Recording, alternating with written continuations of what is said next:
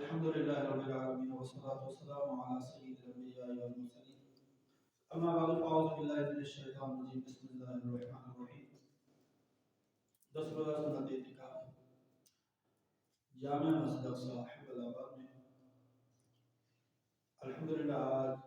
چھٹی نشست اور دوسرا حصہ حضرت سیدنا نوح علیہ السلام کا ذکر خیر جاری و ساری۔ اجمالی طور پر میں نے آپ کے سامنے حضرت نوح علیہ السلام کا تعارف پیش کیا۔ آپ علیہ السلام کی ولادت کے حوالے سے ابن جریر رحمۃ اللہ تعالی علیہ نے ارشاد فرمایا کہ آپ کی ولادت حضرت آدم علیہ السلام کی وفات کے 126 سال بعد ہوئی ہے، یعنی حضرت آدم علیہ السلام کی وفات اور آپ کی ولادت کے درمیان بقول محدث ابن جریر کے 126 سال کا فاصلہ ہے، اور مزید اہل کتاب کی تاریخ کے مطابق ولادت نوح اور حضرت آدم علیہ السلام کی وفات میں 146 سال کا فاصلہ ہے، اور صحیح ابن حبان کی روایت کے مطابق ان میں 10 قرن کا فاصلہ ہے، جیسا کہ حضرت ابو امامہ رضی اللہ تعالیٰ عنہ سے روایت ہے۔ ایک شخص نے عرض کیا رسول اللہ صلی اللہ علیہ وسلم، حضرت آدم علیہ السلام اور حضرت نوح علیہ السلام کے درمیان کتنا فاصلہ ہے؟ ارشاد فرمایا 10 قرن۔ قرن سے مراد اگر صدی ہو تو ان دونوں انبیاء کے درمیان 1000 سال کا فاصلہ ہوگا، اور اگر قرن سے مراد نسل ہو تو اس صورت میں ان کے درمیان ہزاروں سال کا فاصلہ آتا ہے۔ تو اندازہ لگایا جائے کہ دنیا کتنا پہلے آباد ہوئی ہے۔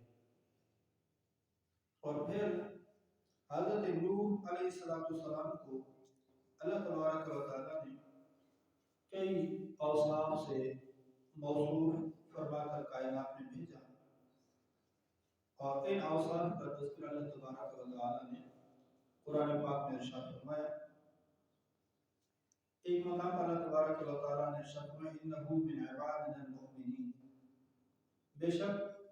وہ یعنی حضرت نوح علیہ السلام ہمارے اعلیٰ درجے کے کامل ایمان والے بندوں میں سے ہیں۔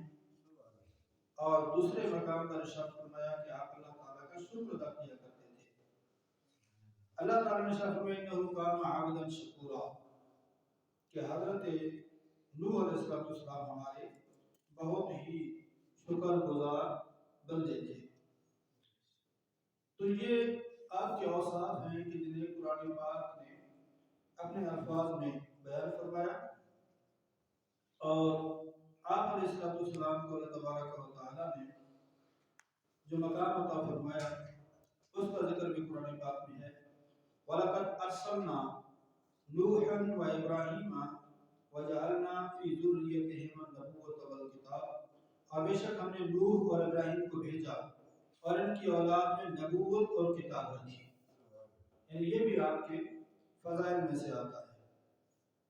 تو یہ حضرت نوح علیہ السلام کا عزت مقام اور مرتبہ ہے جس سے قرآن پاک بیان فرما رہا ہے۔ حضرت نوح علیہ السلام کی قوم کے ایمان نہ لانے کی بنیادی وجہ کیا تھی کہ ان میں بت پرستی راسخ ہو چکی تھی، اور بت پرستی اتنی زیادہ ہو گئی کہ وہ لوگ اللہ تعالیٰ کی ذات پہ ایمان لانے کو تیار نہیں ہوئے۔ اور اس بت پرستی کا آغاز کس طرح ہوا؟ جب حضرت ادریس علیہ السلام کو آسمان پر اٹھا دیا گیا تو آپ کے آسمان پہ اٹھائے جانے کے بعد آہستہ آہستہ بت پرستی کی وبا عام ہو گئی، اور لوگوں نے اللہ تعالیٰ کی عبادت کو چھوڑ کر بتوں کی عبادت کو اپنا لیا تھا۔ ان میں چند نام سر فہرست تھے، جیسے بت، سوا، یغوث، یعوق اور نصر۔ یہ وہ بت تھے جو ان کے نام پر اور ان کے معروف بت تھے جن کی عبادت کی جاتی تھی۔ چنانچہ حضرت عبداللہ بن عباس رضی اللہ تعالیٰ عنہ سے روایت ہے، آپ نے فرمایا کہ حضرت نوح علیہ السلام کی قوم کے نیک آدمیوں میں یہ بدھ سوا یا غوث یا عوف اور نصر، یہ ان کی قوم کے نیک لوگ تھے۔ ان نیک لوگوں کے لیے جب ان کی وفات ہو گئی تو وفات کے بعد شیطان نے ان کے دلوں میں ان کی محبت پیدا کی،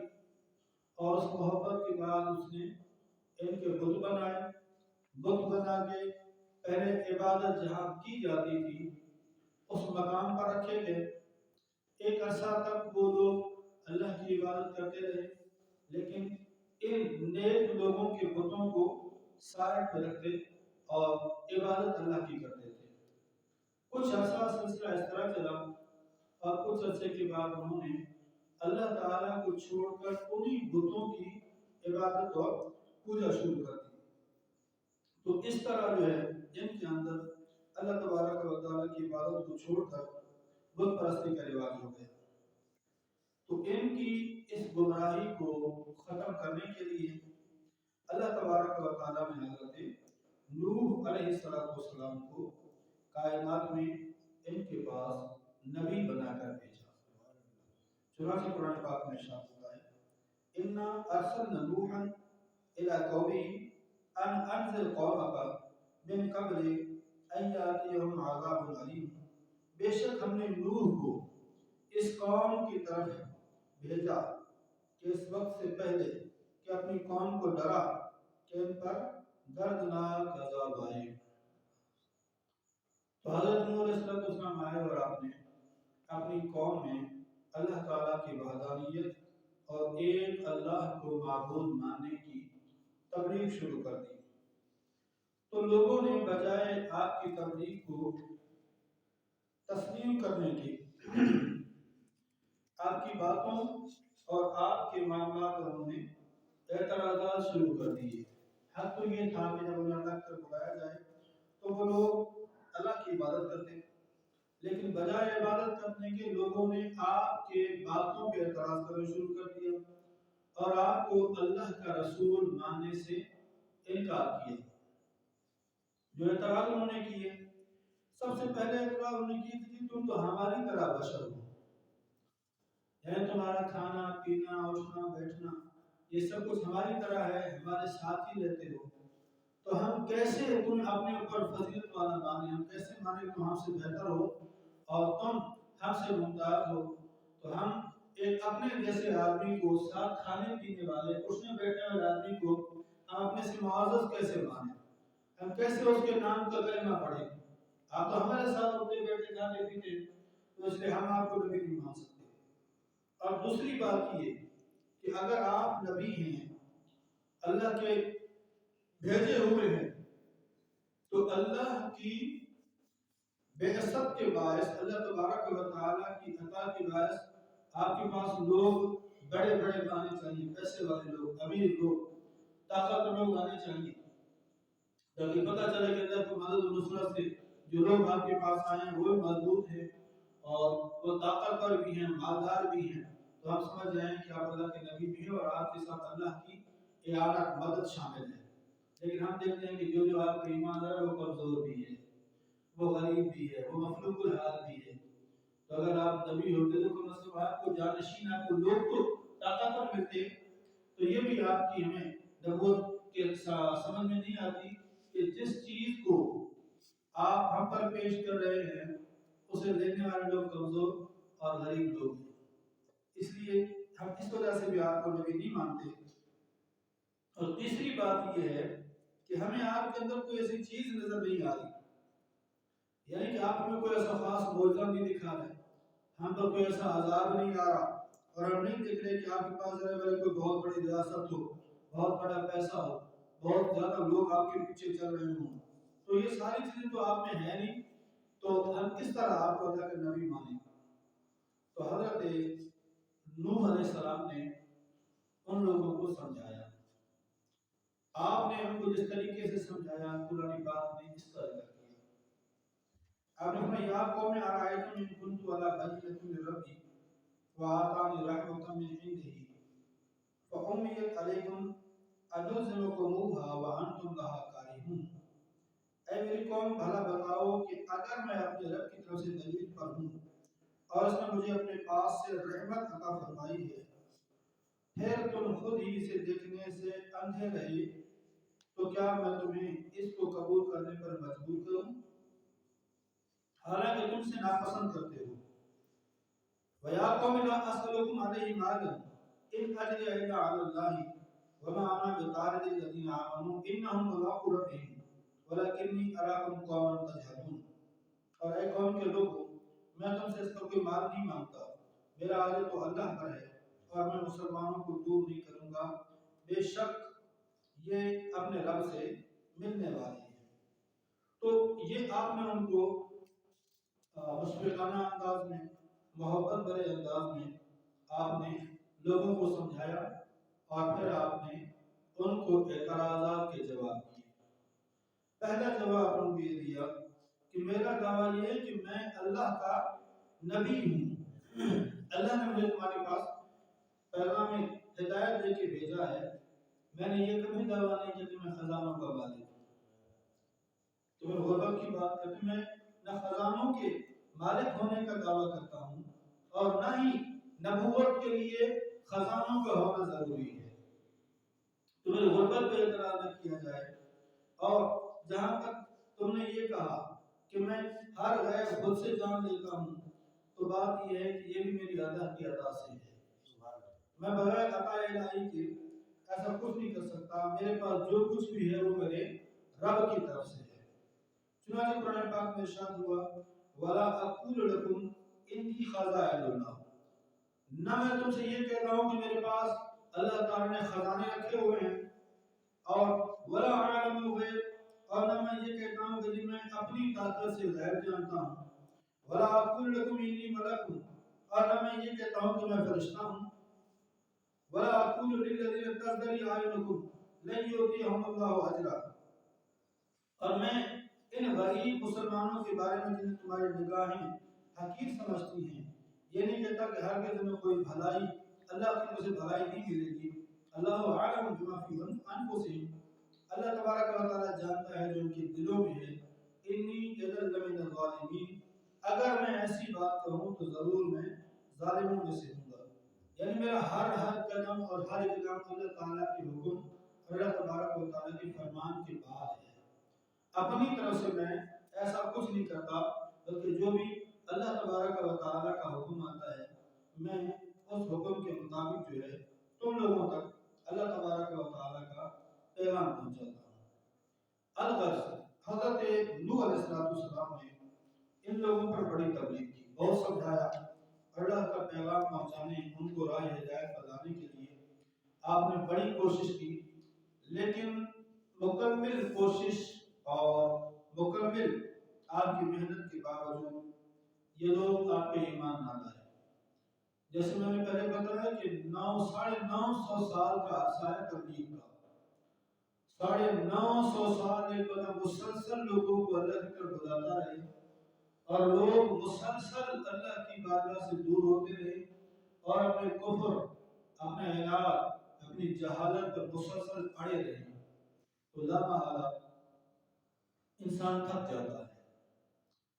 اتنی محنت کے باوجود جب صلہ والے کے ٹوٹل 80 لوگ آپ کے نام کا کلمہ پڑھنے پر راضی ہو جائیں اور اللہ کے پیغام کو سمجھنے پہ راضی ہو جائیں اور پوری قوم آپ کے باتوں اور آپ کے پیغام سے منحرف رہے، یہاں تک کہ آپ کی زوجہ، یہاں تک کہ آپ کا بیٹا بھی آپ کے پیغام حق کو تسلیم کرنے پر راضی نہ ہو، تو بالآخر اتنا لمبا عرصہ تبلیغ کرنے کے باوجود بھی جب لوگ آپ پہ ایمان نہ لائے اور اپنی ہر دھرمی پہ قائم رہے، تو پھر آپ نے اللہ تبارک و تعالیٰ کی بارگاہ میں عرض کیا اور آپ نے اللہ کی بارگاہ میں مناجات کی۔ اللہ تبارک و تعالیٰ نے صرف ذکر کیا۔ آپ نے کیا فرمایا؟ قال ربی انی دعوت قومی لیلا و نہارا، آپ نے عرض کیا میرے اللہ میں نے اپنی قوم کو دن رات تیری بارگاہ پر بلایا ہے، دن رات میں نے دعوت حق ان کو پیش کی ہے، لیکن صلہ کیا ملا؟ فَلَمْ يَزِدْهُمْ دُعَائِي إِلَّا فِرَارًا۔ اپنی قوم کو دن رات دعوت دینے کے بعد میرے بلانے سے ان کے بھاگنے میں ہی اضافہ ہوا ہے، یعنی کہ یہ لوگ بجائے میرے قریب آنے کے یہ مجھ سے دور ہونا شروع ہو گئے۔ وَإِنِّي كُلَّمَا دَعَوْتُهُمْ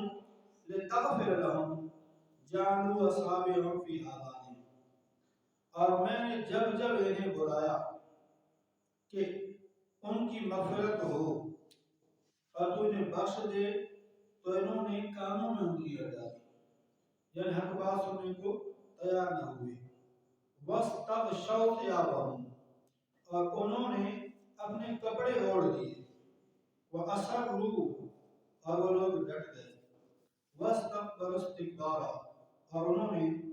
تکبر کیا، بڑا تکبر کیا، یعنی کہ مسلسل بجائے قریب آنے کے ان کی سرکشی میں اضافہ ہو گیا۔ ثُمَّ إِنِّي دَعَوْتُهُمْ جِهَارًا، پھر یقیناً میں نے انہیں بلند آواز سے دعوت دی، یعنی کھلے عام ان کو تیری بارگاہ میں بلایا۔ ثُمَّ إِنِّي أَعْلَنْتُ لَهُمْ وَأَسْرَرْتُ لَهُمْ إِسْرَارًا، پھر یقیناً میں نے ان سے اعلانیہ بھی کہا اور آہستہ خفیہ بھی کہا، یعنی سب کے سامنے بھی ان کو لوگوں کو تیری بارگاہ میں آنے کی دعوت دی اور اکیلے بھی ان کو سمجھانے کی کوشش کی۔ لیکن ہوا فَقُلْ تُسْتَغْفِرُوا رَبَّكُمْ إِنَّهُ كَانَ غَفَّارًا، تو میں نے کہا لوگوں کے رب سے معافی مانگو، بے شک وہ بڑا معاف کرنے والا ہے، یعنی تمہارے لیے پھر بھی ہدایت کے راستے کھلے ہیں۔ پھر کیا ہوا؟ يُرْسِلِ السَّمَاءَ عَلَيْهِمْ مِدْرَارًا، وہ تم پر موسلادھار بارش بھیجے گا۔ اللہ کی بارگاہ میں توبہ کرو، اللہ تم پر انعام فرمائے گا۔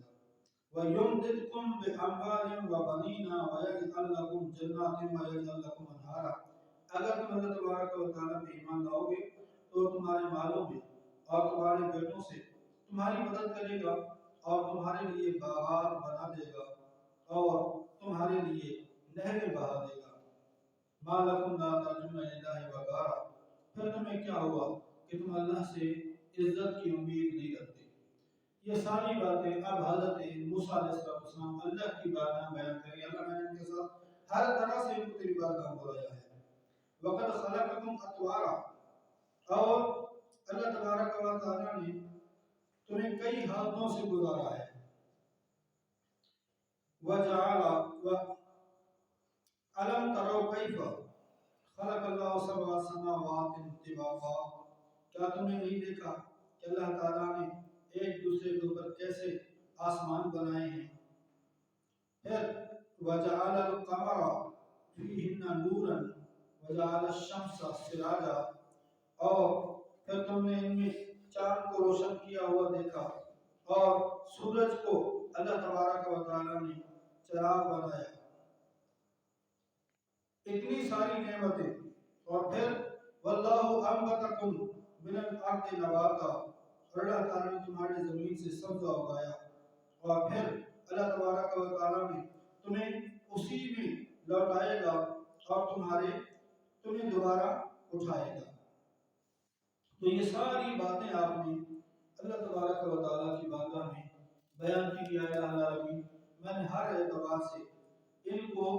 سمجھانے کی کوشش کی، لیکن یہ میری بات نہیں مانے۔ اب کیا کرنا ہے؟ آپ نے اللہ کی بارگاہ میں اب امت کے لیے جو آپ پہ ایمان نہیں لائے، آپ نے دعا کیا کی؟ رب لا تذر علی الارض من الکافرین دیارا، اے میرے پروردگار زمین پر کافروں میں کوئی بسنے والا نہ چھوڑ۔ انک ان تذرہم یضلوا عبادک ولا یلدوا الا فاجرا کفارا، اگر تو انہیں چھوڑ دے گا تو یہ تیرے بندوں کو گمراہ کریں گے اور یہ اولاد بھی ایسی ہی جنیں گے جو بدکار اور بڑی ناشکری ہوگی۔ تو مطلب یہ کہ آپ نے مجبور ہو کر آخر اللہ کی بات میں دعا کی کہ یا اللہ اب جو ہے ان پہ اپنا عذاب نازل فرما۔ تو جب آپ نے اللہ تعالیٰ کی بارگاہ میں عذاب کی گزارش کی، تو حقیقت یہ ہے کہ انبیاء کرام علیہ السلام اللہ تبارک و تعالیٰ کی بارگاہ میں بڑی عزت اور عظمت اور بڑا مقام و مرتبہ رکھتے ہیں، اور جو اللہ کے نبی اللہ کی بارگاہ میں سوال کرتا ہے اللہ تعالیٰ اپنے انبیاء کی دعاؤں کو نہیں ٹالتا۔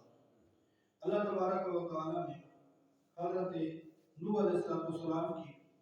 یہ جب آپ کی یہ گزارش سنی تو اللہ تبارک و تعالیٰ نے کفار پر عذاب کے لیے طریقہ یہ اختیار فرمایا کہ ان کو پانی کے ذریعے اللہ تبارک و تعالیٰ نے تباہ و برباد کرنے کے لیے جب تیاری ہوئی تو اللہ تبارک و تعالیٰ نے حضرت نوح علیہ السلام کو وحی فرمائی۔ وہ وحی کیا تھی؟ فَوَسْنَعِ الْفُلْكَ بِأَعْيُنِنَا وَوَحْيِنَا وَلَا تُخَاطِبْنِي فِي الَّذِينَ ظَلَمُوا إِنَّهُمْ مُغْرَقُونَ۔ اللہ نے فرمایا کہ ہمارے سامنے اور ہمارے حکم سے کشتی بناؤ، اور ظالموں کے بارے میں اب مجھ سے بات نہ کرو، بے شک انہیں ضرور غرق کیا جائے گا۔ مطلب یہ کہ اب جو ہے فیصلہ ہو چکا ہے، اور فیصلہ یہ ہے کہ پانی کے ذریعے عذاب دے کر تباہ کیا جائے گا، اور جو آپ پر ایمان لے آئیں گے اللہ تبارک و تعالیٰ ان کی حفاظت فرمائے گا۔ روایت میں آتا ہے کہ حضرت نوح علیہ السلام نے اللہ کے حکم سے ساج کے درخت بوئے۔ ساج یہ لکڑی، اس کے درخت بوئے آپ نے، 20 سال میں یہ درخت تیار ہوئے۔ 20 سال تک آپ ان کی کوشش کرتے رہے تو 20 سال کے اندر وہ درخت بڑے ہو کر مکمل تیار ہو گئے۔ اچھا، جتنے سالوں میں یہ درخت بن کے پورے تیار ہوئے، اس پورے عرصے میں ان کے ہاں کوئی بچہ پیدا نہیں ہوا۔ کافروں کے ہاں بچوں کی ولادتیں بند ہو گئی، اور اس سے پہلے جو بچے پیدا ہوتے وہ بالغ ہو گئے، بڑے ہو گئے، جوان ہو گئے۔ مطلب 20 سال کا سے کم عمر کا کوئی شخص اس وقت موجود نہیں تھا، اور وہ جتنے بھی تھے وہ سوائے چند افراد کے وہ لوگ ایمان سے کھڑے ہو گئے تھے، اور انہوں نے بھی حضرت نوح علیہ السلام کی دعوت کو قبول کرنے سے انکار کر دیا۔ پھر آپ نے درختوں کو کاٹا اور کاٹ کر آپ نے کشتی بنانا شروع کر دیا۔ تو جب حضرت نوح علیہ السلام کشتی بنا رہے تھے تو ان کی سردار قوم کے سرداروں میں سے جب بھی کوئی آپ کے پاس سے گزرتا تو ان کا مذاق اڑاتا، تو کہتا ہے نوح کیا کر رہے ہو؟ آپ فرماتے ہیں ایسا مکان بنا رہا ہوں جو پانی پر چلے گا۔ تو یہ سن کر وہ آپ پر ہنستے، کیونکہ آپ کشتی جنگل میں بنا رہے تھے۔ ظاہر کشتی کا کام تو سمندر میں ہے، آپ کشتی بنا رہے ہیں جنگل میں جہاں پر دور دور تک پانی کا کوئی نام و نشان نہیں تھا۔ تو اس لیے وہ آپ کا مذاق اڑاتے، اور وہ کہتے ہیں بھائی آپ جو بنا رہے ہیں تو اس کو بنانے کا تو فائدہ ہی نہیں ہے، یہ جنگل ہے، کشتی سمندر میں کام آتی ہے، تو یہاں بنانے کا آپ کا فائدہ نہیں ہے۔ تو اللہ تبارک و تعالیٰ نے اس چیز کو بھی قرآن پاک میں ذکر کیا، وَكُلَّمَا مَرَّ عَلَيْهِ مَلَأٌ مِّن قَوْمِهِ سَخِرُوا مِنْهُ۔ تو جب بھی ان کی قوم کا کوئی شخص آپ کے پاس سے گزرتا تو آپ کا مذاق اڑاتا، قَالَ إِن تَسْخِرُوا مِنَّا فَإِنَّا نَسْخِرُ مِنكُمْ كَمَا تَسْخِرُونَ۔ تو آپ فرماتے ہیں اگر تم آج ہمارے پر ہنستے ہو تو ایک وقت تم پر ایسا بھی آئے گا کہ ہم تم پر ہنسیں گے جیسا کہ تم ہنس رہے ہو۔ فَسَوْفَ تَعْلَمُونَ مَن يَأْتِيهِ عَذَابٌ يُخْزِيهِ وَيَحِلُّ عَلَيْهِ عَذَابٌ مُقِيمٌ۔ تو قریب تمہیں پتہ چل جائے گا کہ کس پر وہ عذاب آتا ہے جو اسے ذلیل اور رسوا کرے گا، اور کس پر ہمیشہ رہنے والا عذاب اترتا ہے۔ فرماتے ہیں کہ حضرت نوح علیہ السلام نے 2 سال کے اندر کشتی تیار کی، اور اس کی میں نے پہلے بتایا تھا لمبائی 300 گز، چوڑائی 50 گز، اونچائی 30 گز تھی، اور اس میں یہ بھی آیا کہ آپ نے کشتی کے 3 درجے بنائے، مطلب کشتی 3 منزلوں پر تیار کی گئی۔ جو سب سے نیچے والا درجہ تھا نیچے والی جو منزل تھی اس میں آپ نے جنگلی جانور، درندے اور حشرات الارض رکھے تھے، یعنی جتنے بھی جنگلی جانور ہیں یا اس کے علاوہ جانور ہیں یا درندے ہیں، جو بھی آپ کو دنیا میں باغ میں بسانے کے رکھنے تھے جانور، وہ سب آپ نے جانور حشرات وغیرہ یہ ساری چیزیں آپ نے بے زبان آپ نے سب سے نیچے والی منزل میں رکھے، اور جو درمیانی درجہ تھا اس میں آپ نے چوپائے رکھے، چوپائے گائے، بکری، بھینس، یہ والے چیزیں 4 پاؤں والے جانور آپ نے اسی کے اندر رکھے، اور جو سب سے اوپر والا درجہ منزل تھی اس میں حضرت نوح علیہ السلام اور آپ کے ساتھی اور آپ حضرت آدم علیہ السلام کا جسد مبارک جو عورتوں اور مردوں کے درمیان حائل تھا، اور آپ نے کھانے پینے کا سامان بھی اٹھا لیا تھا اسی منزل میں، اور آپ نے پرندے بھی اوپر والے درجے اوپر والی منزل میں ہی رکھے تھے، کھانے پینے کا سامان، مرد عورتیں اور حضرت آدم علیہ السلام کا جسد مبارک وہ بھی آپ نے سب سے اوپر والے اس میں رکھا، اور پرندے بھی آپ نے اوپر والے اس میں رکھے تھے تاکہ اگر اڑنے کی بات ہو یا معاملات ہو تو اس کو وہاں آسانی ہو جائے ان کو۔ تو اس طرح جو ہے آپ نے کشتی اس حساب سے بنائی اور تیار کی، اور آپ علیہ السلام نے ہر جنس سے نر اور مادہ کا ایک ہی جوڑا لیا، جتنے بھی جانور تھے نا تو ان میں سے ہم نے 2 لیے، ایک نر لیا اور ایک مادہ لیا، اور حضرت حسن فرماتے ہیں کہ حضرت نوح نے اپنے ساتھ ان تمام جانوروں کا ایک ایک جوڑا کشتی میں سوار کر لیا جو بچے جنتے ہوں یا انڈے دیتے ہوں، تو جوڑا سب کا اٹھا لیا۔ اب لوگ یہ سوال کرتے ہیں جی پہلے انڈا آیا یا پہلے مرغی آئی، تو یہ سوال یہاں ختم ہو جاتا ہے کہ جب جوڑا اٹھا لیا تو جوڑے سے کچھ بھی ہو سکتا ہے، ہر جانور کا پرندے کا ہم نے جوڑا اٹھا لیا تھا، تو جانور آپ کے پاس آتے جو آپ کی کشتی میں سوار تھے وہ آپ کے پاس آتے، اور آپ علیہ السلام دائیں ہاتھ سے نر اور بائیں ہاتھ سے مادہ کو پکڑ کر سوار کرتے تھے، یہ کوئی یہاں سے جائے کہ یہاں جائے آپ نے اندر رکھ دیا اس کے اندر۔ آپ نے کشتی کے اندر سانپ اور بچھو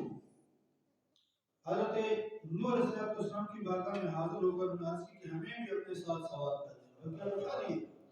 سانپ بھی آ گیا، بچھو بھی جو اذیت دیتے ہیں موذی یہ بھی آ گیا کہ ہمیں اپنے ساتھ ملا لیں۔ حضرت نوح علیہ السلام نے سے فرمایا کہ تمہاری وجہ سے ہم کہیں مصیبت کا شکار نہ ہو جائیں، یعنی تو تمہارا کام ہی ڈسنا ہے، ایسا نہ کوئی اور مسئلہ ہو جائے تو میں تمہیں سوار نہیں کروں گا۔ انہوں نے عرض کی کہ آپ ہمیں سوار کر لیں، ہم آپ کو اس بات کی ضمانت دیتے ہیں کہ جو آپ کا ذکر کرے گا ہم اسے نقصان نہیں پہنچائیں گے۔ تو لہذا جس سانپ اور بچھو سے نقصان کا خوف ہو وہ حضرت نوح علیہ السلام کی پناہ لے لے، اور حضرت نوح علیہ السلام جب کشتی میں سوار ہوئے نا تو آپ کے خاندان کے کل 7 افراد کشتی میں موجود تھے، ان میں 3 آپ کے بیٹے سام، حام اور یافس، اور 3 آپ کی بیویاں تھیں، اور وہ لوگ جو حضرت نوح علیہ السلام پر ایمان لائے تھے یہ 80 افراد تھے جو آپ کے ساتھ آپ کی کشتی میں سوار ہوئے۔ اچھا پھر اس طرح یہ ہوا کہ اللہ تبارک و تعالیٰ کے حکم سے جب یہ سارے لوگ کشتی میں سوار ہو گئے تو پھر اللہ تبارک و تعالیٰ کا جو ہے جوڑا جوڑا بھی آ گیا ان دونوں کا، کشتی میں سوار ہونے کے بعد اللہ تبارک و تعالیٰ کا حکم آ گیا، کیا آیا؟ سنان اللہ تبارک و تعالیٰ نے شخص میں فائدہ استوائے کا انتا ومن معاکا علی الفلک فقل الحمدللہ الذی نجانا من القوم الظالمین، اور جب تم اور تمہارے ساتھ والے کشتی میں بیٹھ جائیں نا تو تم کہنا تمام تعریفیں اس اللہ کے لیے ہیں جس نے ہمیں ان ظالموں سے نجات دلائی ہے۔ تو یہ آپ نے دعا کرنی ہے، اور دعا کرنے کے بعد جو ہے آپ نے آگے اپنا سفر اور معاملات کو آگے لے کے چلنا ہے۔ بیٹھ گئے، بیٹھنے کے بعد کیا ہوا، حضرت نوح جو رہ گئے۔ عذاب کا وقت آیا تو پہلے آسمان سے زبردست بارش برسی، آسمان سے موسلادھار بارش برسی، اور لگاتار 40 دن رات بارش برستی رہی، 40 دنوں تک۔ اس دوران زمین سے بھی اس قدر پانی نکلا کہ زمین چشموں کی طرح ہو گئی، اوپر سے پانی آ رہا ہے، نیچے سے پانی نکل رہا ہے، پہاڑوں سے بھی پانی اونچا ہو گیا، یہاں تک کہ ہر چیز اس میں ڈوب گئی، اور اس شدت سے ہوئی کہ اس کی وجہ سے پہاڑ کی مانند اونچی لہریں بلند ہو رہی تھی، اور ان لہروں کے درمیان حضرت نوح علیہ السلام کی کشتی رواں دواں تھی، ایک ہی ٹھکانہ تھا حضرت نوح علیہ السلام کی کشتی۔ قرآن پاک میں ذکر ہے فَفَتَحْنَا أَبْوَابَ السَّمَاءِ بِمَاءٍ مُنْهَمِرٍ وَفَجَّرْنَا الْأَرْضَ عُيُونًا فَالْتَقَى الْمَاءُ عَلَىٰ أَمْرٍ قَدْ قُدِرَ وَحَمَلْنَاهُ عَلَىٰ ذَاتِ أَلْوَاحٍ وَدُسُرٍ فَتَجْرِي بِأَعْيُنِنَا جَزَاءً لِمَنْ كَانَ كُفِرَ۔ تو ہم نے زور کے بہتے پانی سے آسمان کے دروازے کھول دیے اور زمین کو چشمے کر کے بہا دیا، اور پانی اس مقدار پر مل گیا جو مقدر تھی، اور ہم نے نوح کو تختوں اور کیلوں والی کشتی پہ سوار کیا جو ہماری نگاہوں کے سامنے بہ رہی تھی۔ سب کچھ اس یعنی نوح کو جزا دینے کے لیے ہوا جس کے ساتھ کفر کیا گیا تھا۔ یعنی اللہ تبارک و تعالیٰ نے حضرت نوح علیہ السلام کا بدلہ اس طرح لیا، اور آپ کا بیٹا تھا کنعان، تو آپ اسے اظہار اسلام کی وجہ سے مسلمان سمجھتے تھے، لیکن وہ در حقیقت منافق تھا۔ ظاہری طور پر اپنے آپ کو مسلمان ظاہر کرتا تھا، لیکن اس کے دل میں نفاق تھا، حقیقت وہ آپ کو اللہ کا نبی نہیں مانتا تھا۔ طوفان کے وقت یہ کشتی کے باہر ایک کنارے پہ کھڑا تھا، سارے چڑھ گئے لیکن یہ کشتی پہ چڑھنے کے لیے تیار نہیں ہوا۔ آپ علیہ السلام نے اسے پکار کر کہا ہے میرے بیٹے تو ہمارے ساتھ کشتی میں سوار ہو جا، کیونکہ یہی ایک ٹھکانہ ہے جس سے بھی بندہ بچ سکتا ہے، اور کافروں کے ساتھ یہاں زمین پہ مت رہو۔ حضرت نوح کی پکار سن کر کنعان نے کشتی میں سوار ہونے کی بجائے یہ جواب دیا کہ میں کسی پہاڑ کی پناہ لے لوں گا، میں بلندی پہ چڑھ جاؤں گا اور میں پانی سے بچ جاؤں گا۔ حضرت نوح علیہ السلام نے سے فرمایا کہ آج کے دن عذاب الہی سے کوئی بچانے والا نہیں، صرف وہی ڈوبنے سے بچ سکتا ہے جو اللہ تبارک و تعالیٰ کے رحم و کرم پہ میں آ گیا۔ اور پھر جب آپ یہ گفتگو ہو رہی تھی، پانی کی لہر بلند ہوئی اور آپ کا بیٹا پانی کے اندر ڈوب کر اپنے انجام کو پہنچا۔ اس کا ذکر بھی قرآن پاک میں موجود ہے۔ تو اب بیٹا بھی ڈوب گیا، اور اللہ تبارک و تعالیٰ نے جب اس چیز کا ذکر فرمایا تو قرآن پاک میں اس کا ذکر نوح ربہ فقال رب ان ابنی من اہلی، اللہ کی بارگاہ میں دعا کی کہ اللہ یہ بیٹا میرے اہل میں سے ہے، اس پہ رحم ہو جائے، ایسے مرنے سے ایسے عذاب سے بچا لیا جائے۔ تو اس طرح کے جو سوال بھی آپ کا موجود ہے، لیکن اس سوال کے باوجود اللہ تبارک و تعالیٰ کی مشیت اس کنعان کو غرق کرنے کی تھی جو حقیقتاً کافر تھا، تو وہ اپنے انجام کو پہنچ گیا۔ قوم نوح پر جب طوفان اپنی انتہا کو پہنچا اور حضرت نوح علیہ السلام کی قوم غرق کر دی گئی، تو اللہ کی طرف سے زمین کو حکم ہوا اے زمین اپنا پانی نکل جا، اور آسمان کو حکم ہوا اے آسمان تھم جا۔ اس کے بعد زمین خشک کر دی گئی۔ یوں حضرت نوح علیہ السلام کی قوم جو کافر تھی مکمل طور پر تباہ ہو گئی، اور حضرت نوح علیہ السلام کی کشتی 6 مہینے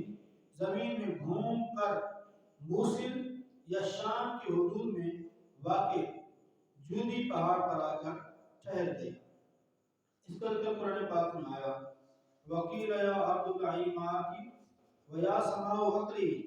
وَغِيضَ الْمَاءُ وَقُضِيَ الْأَمْرُ وَاسْتَوَتْ عَلَى الْجُودِيِّ وَقِيلَ بُعْدًا لِلْقَوْمِ الظَّالِمِينَ، اور حکم فرمایا گیا کہ زمین اپنا پانی نکل جا، اور اے آسمان تھم جا، اور پانی خشک کر دیا گیا اور کام تمام ہو گیا، اور وہ کشتی جودی پہاڑ پر ٹھہر گئی، اور فرما دیا گیا ظالموں کے لیے دوری ہے۔ تو اس طرح جو ہے قوم نوح ہلاک ہو گئی، اور ہلاک ہونے کے بعد پھر کشتی ٹھہر گئی اور اللہ تبارک و تعالیٰ نے دوبارہ سے ایک نیا نظام چلایا اور اسی نظام کے تحت جو ہے اللہ تبارک و تعالیٰ کی مخلوق آگے بڑھی اور اسی سے دوبارہ ذریت آدم پھیلنے لگی اور اللہ تبارک و تعالیٰ نے ایک بار پھر زمین کو نئے سرے سے آباد فرمایا۔ اللہ تعالیٰ کی پاک بارگاہ میں دعا ہے کہ اللہ تعالیٰ ہماری اس چھوٹی سی کوشش کو اپنی بارگاہ میں قبول و منظور فرمائے۔ آمین بجاہ